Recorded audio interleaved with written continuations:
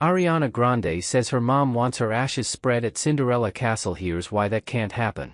Ariana Grande is revealing an unusual request from her Disney-loving mom, Joan. The Wicked star, 31, got candid about one of her mother's biggest wishes while appearing on the Las Culturistas podcast, hosted by Bowen Yang and Matt Rogers, on Wednesday, November 6. As the trio discuss landmark attractions at Disneyland and Disney World, Grande then shares how her mom repeatedly tells her and her brother Frankie Grande that they have to spread her ashes at the Florida theme park.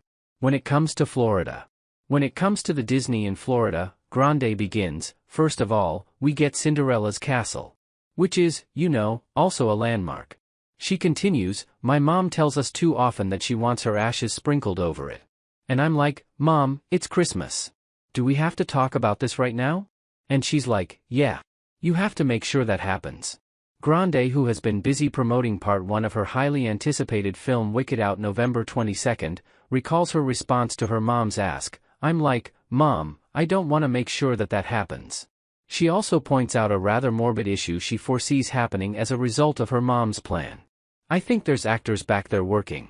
So you're gonna be sprinkled on people's heads who are like, dressed as Tinker Bell waiting for their cue, she jokes. Totally. There's like a hotel room in there, Yang adds, referring to the exclusive Cinderella Castle suite. I've been in there because I performed at the castle one time and I got to change in there, which was really cool, Grande notes. It's really beautiful and it feels very real. Unfortunately, the Grammy winner's mom's wish will never be fulfilled as it's illegal to spread a loved one's ashes at Disney theme parks.